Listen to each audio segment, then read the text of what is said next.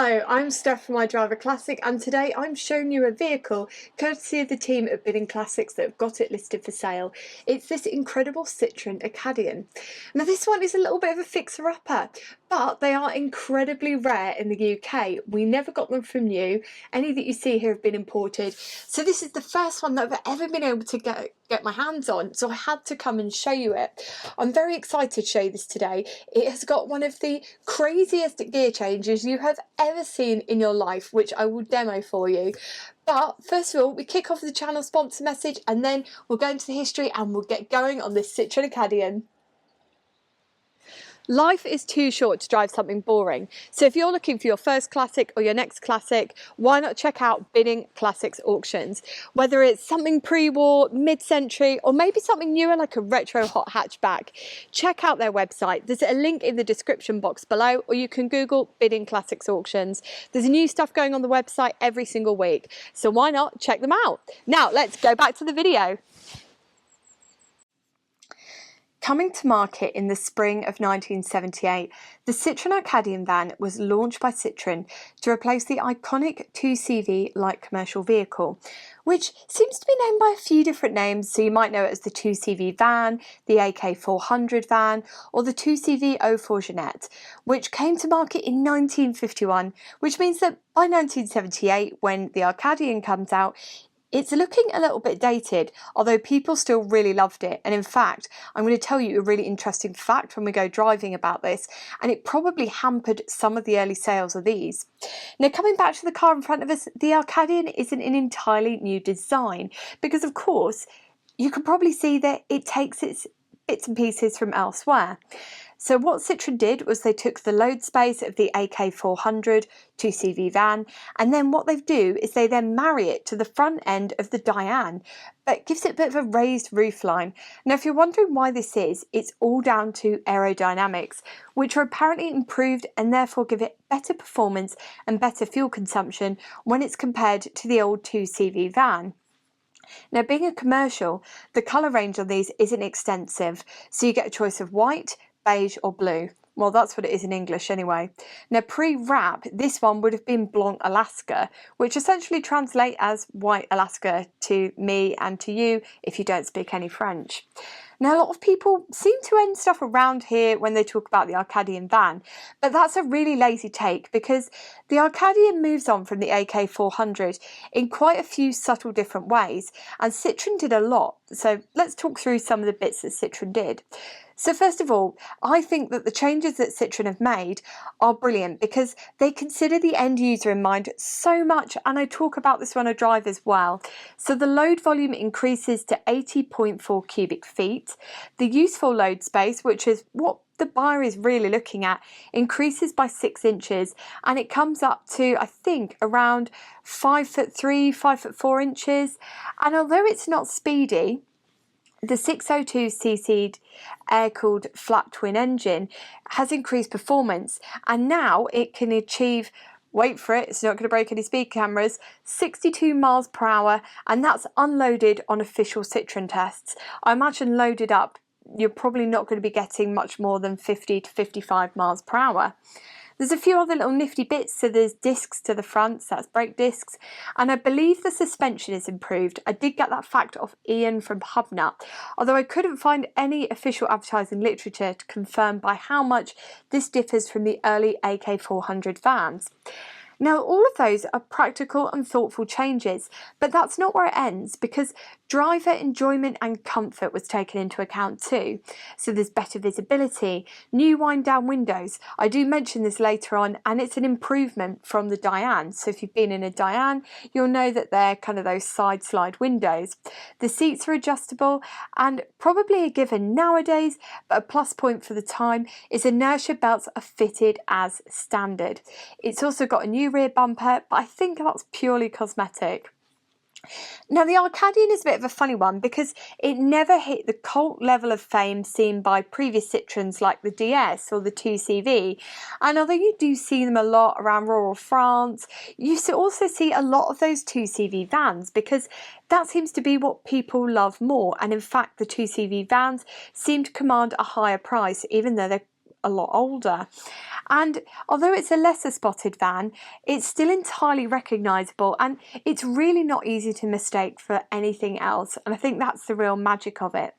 Now, production on these ended in 1987, and by that point it's replaced by the C15, which has a much longer production run, because I think that ran until what, 2014, 2015?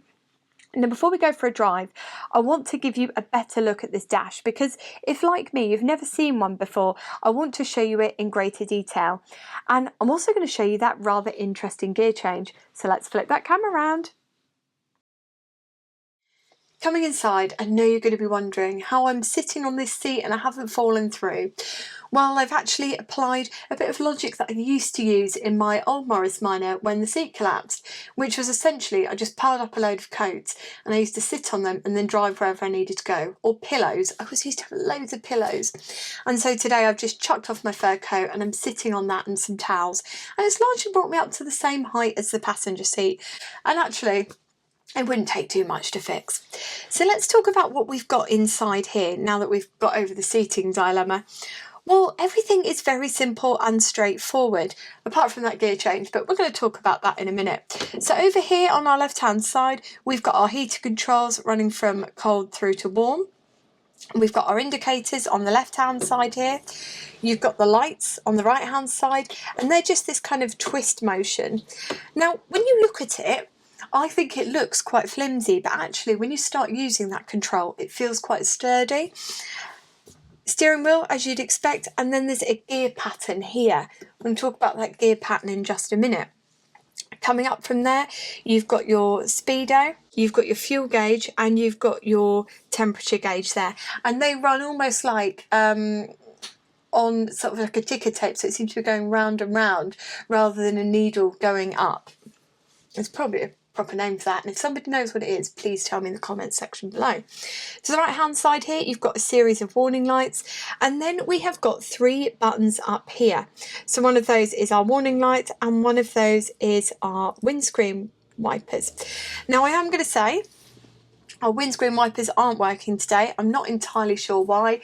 It might be a fuse blown, but I'm not going to be donning the overalls today and doing Tinkering Tuesdays on a Saturday. We're just going to have to accept that the wipers aren't working, but again, these things are usually an easy fix. Coming down from there, we've got this little button, and that's our windscreen washer jets, and we've got our choke down here.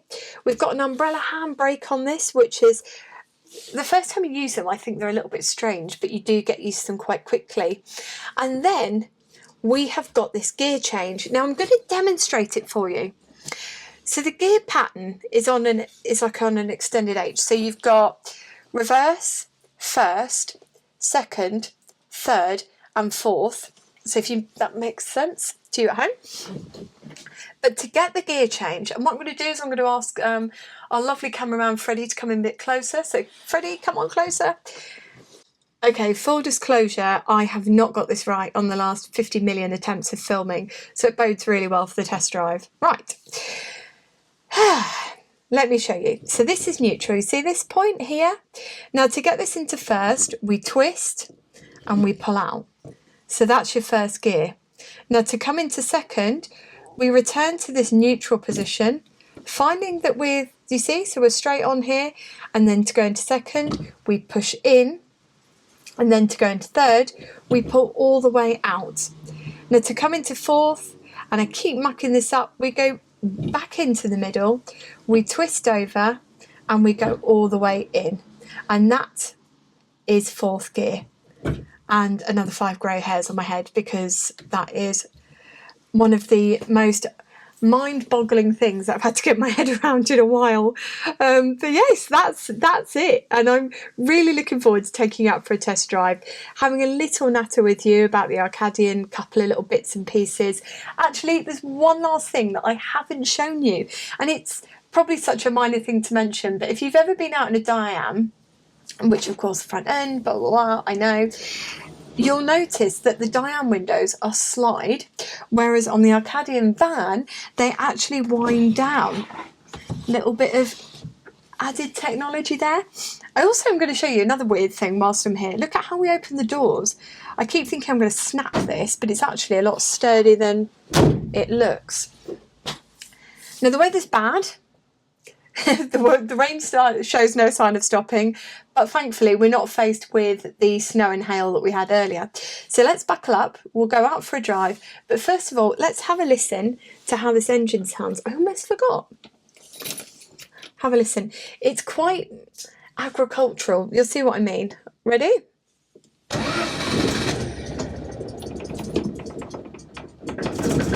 I'm going to give it a little bit of choke actually. Great, okay, let's try again.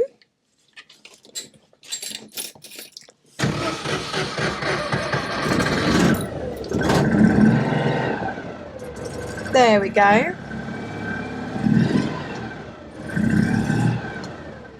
It sounds almost a bit agricultural, but at the same time, it almost sings. Have a listen. And if you can hear that vibration in the back, that's that table that's been built into the back, so not really anything I can do about it. Anyway, that's what it sounds like inside, but just have a listen from the back as well.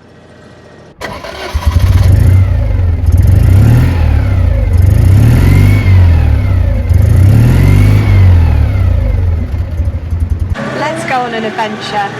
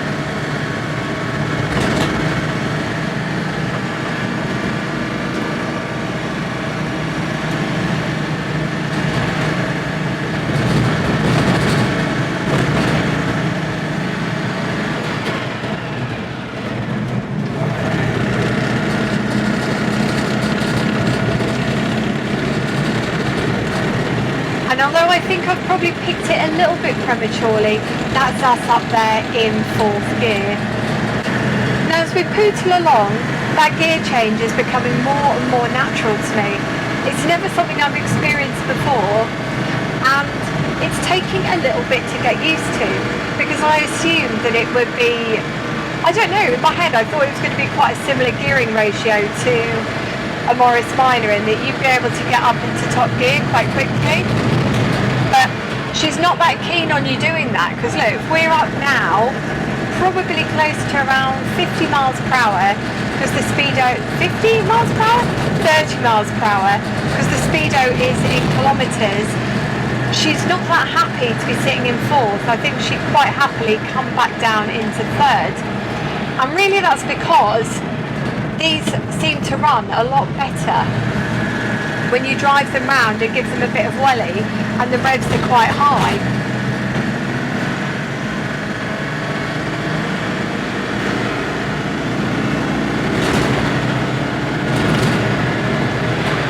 Now as we whip round, it's quite easy to see the appeal in something like this. It's quite fun, it feels quite energetic in a way, and quite fresh and quite playful. And that's the thing about Citroens, is I don't think I've ever got into a Citroen made before 1990 and thought this is a boring car. Citroen make exciting cars that do interesting things, that look different to their competitors, that seem to take risks that other people don't always take. I have a lot of love for an old Citroen. They are always well made, and one of the great things about these is when you look at all the advertising literature for these, it really drums in. They're a good choice because they're cheap to maintain, they're cheap to run, you'll get great MPG. You're not going to be going at great speeds. I mean, when I was looking at literature for this before I came out for the drive, it said, oh, it'll happily cruise around all day at 55 miles per hour. And I guess when you're going around just small provincial French villages, you don't really need to be going that much faster. But to say that a lot of this should be quite alien to me, the gear change, sitting in a left-hand drive car, it all feels very natural, and that's something that I always think Citroen do really well, is that any old Citroen you get into, you find that you settle into the driving position and become comfortable as the driver quite quickly. I always think Citroens are built with the driver in mind. Every one that I've got into, I thought, yeah, this is a car that I could quite comfortably take on a long journey, that I could commute in, that I could get used to if I had to, and this is no exception. I mean, is that engine, I think it's got what, 37 brake horsepower? It's either 36 or 37. It's not much, but you know what, it doesn't really matter, because this isn't something that's built for speed. I mean, I will say that I imagine that, judging by the handling, how leisurely it seems to take hills, I wouldn't fancy my chances if I was fully laden up, but it's a cracking little vehicle. And of course, there was only, what, 250,000-ish ever made. And in my opinion, they should have sold more, it should have done better, but a lot of people were very wedded to their 2CV vans, in the same way that a lot of people love their Morris Minor vans. People had always bought this stuff. I mean, I think I was reading online, I was reading a great article before I came out today, that Citroen, even though these came in 78, they came in 78, Citroen was still fulfilling orders, like big orders, for like government contracts and stuff like that, for your big 2CV van orders, until 1981. So the poor little Acadiane wasn't going to stand a chance if they were still fulfilling all those orders. It should have done better, it really should. It came in to replace the 2CV van, and I think that both of them are equally charming. As a buyer, I think that choosing one of these, if you're on a tight budget, is a really great bet. Just like the 2CV, they're not only built for the driver, they're built for the mechanic as well. They're easy to work on, you can still get parts, and you've also got all the support from the Citroen Car Club.